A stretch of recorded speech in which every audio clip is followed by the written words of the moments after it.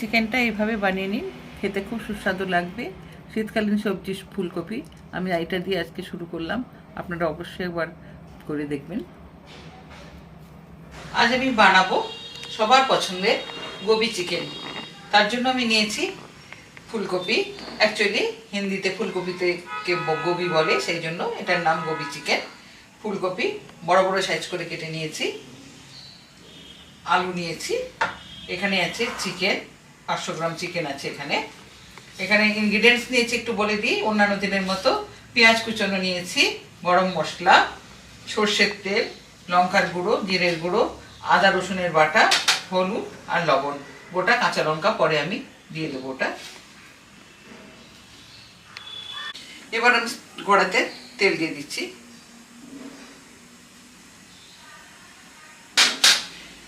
প্রথমেই বলে নিই, আমি নুন আর গরম জল দিয়ে এটা একটু ভিজিয়ে রেখেছিলাম অন্যান্য দিনের মতো।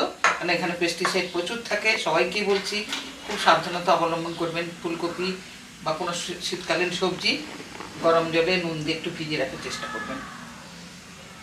তেলটা আমার গরম হয়ে গেছে, হলুদ দিলাম। এবার আমি একটু আলুটা ভেজে নেব।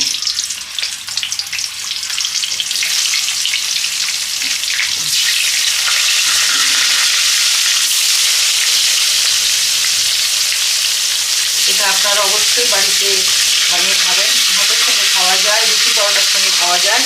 আর শীতকালে তো এটা ভীষণ ভালো লাগবে খেতে। এই টাইপের জিনিসগুলো শীতকালে ভীষণ ভালো লাগে। নিত্য নতুন সবজি থাকে, যে কোনো একটা জিনিস রেসিপি বানিয়ে নেওয়া যায়, এই দিকে হাতে কাছে সব কিছু থাকে। একটা কথা বলে দিই, এই চিকেনটা আপনারা একটু বড় সাইজেরও কাটতে পারেন। আমার একটু দোকান থেকে কাটা হয়েছে তো একটু ছোটো সাইজ হয়ে গেছে, কিন্তু চাইলে আপনারা বড় পিসও করতে পারেন।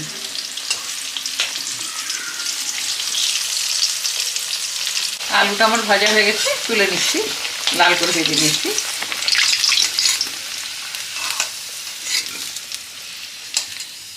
এরপরে ফুলকপিগুলো ভেজে নেব।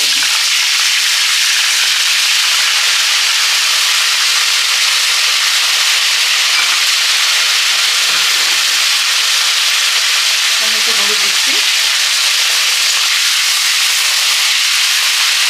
ফুলকপিগুলো আমি লাল করে ভেজে নেব।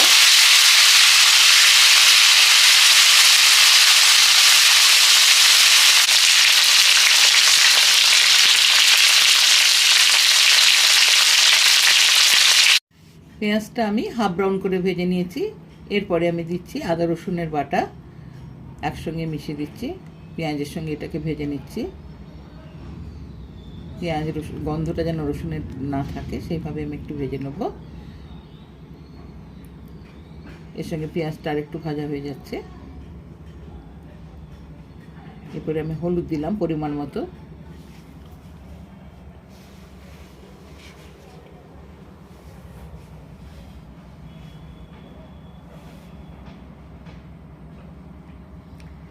কন্টিনিউ নাড়তে থাকবো যাতে মশলাটা নিচে লেগে না যায়।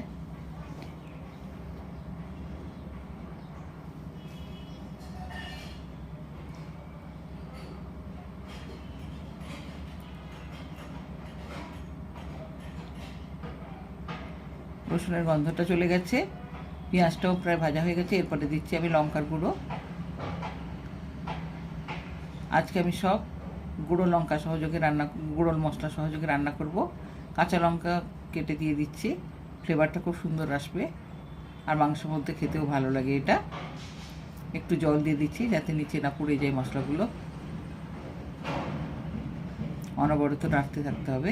এরপরে একটু জিরে গুঁড়ো দিয়ে দিলাম।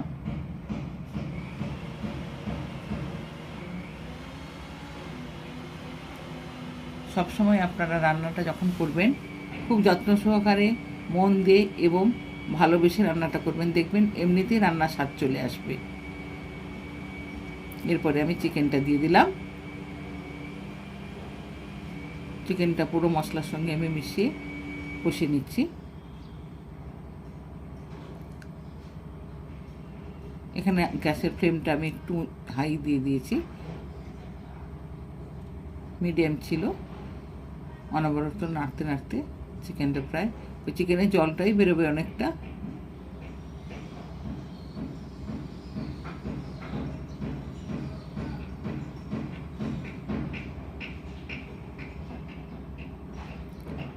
এটা আমার আধা কষানোর পরে আমি ভাজা আলুগুলো যে ছিল সব দিয়ে দিয়েছি। এরপরে মশলার সঙ্গে ভাজা আলুগুলো প্রায় সেদ্ধ হয়ে যাবে। এখানে কিন্তু তরকারির টেক্সচারটা পুরো চেঞ্জ হয়ে গেছে। মশলাগুলো ভাজার পরে তরকারির কালারটাও পুরো চেঞ্জ হয়ে গেছে।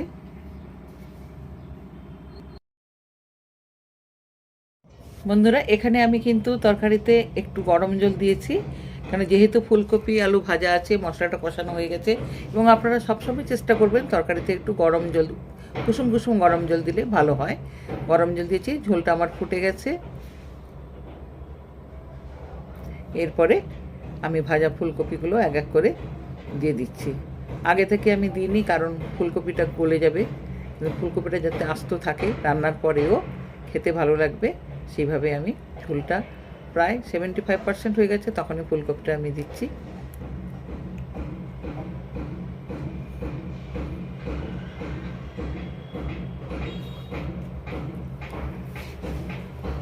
যখনই আপনারা এইভাবে রান্না করবেন, গ্যাসটা সবসময় মিডিয়াম ফ্লেমে রাখবেন।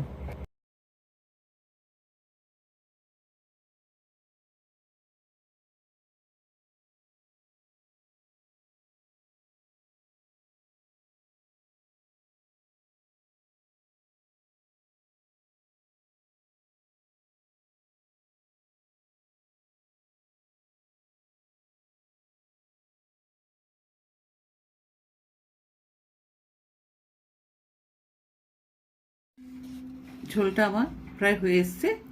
এখানে একটা কথা বলি, এটা একটা তরকারি আলাদা কালার। যদি আপনারা মনে করেন যে আরও টকটকে লাল করব, তাহলে আপনারা অবশ্যই কাশ্মীরি লঙ্কার গুঁড়ো দিয়ে দেবেন, কালার চেঞ্জ হয়ে যাবে। আর একটা কথা, সরি বন্ধুরা, আমি বলতে ভুলে গেছি, এক ফাঁকে মশলা কষানোর সঙ্গে সঙ্গে আমি গরম মশলাটাও দিয়ে দিয়েছিলাম, সেটা আপনাদেরকে বলা হয়নি।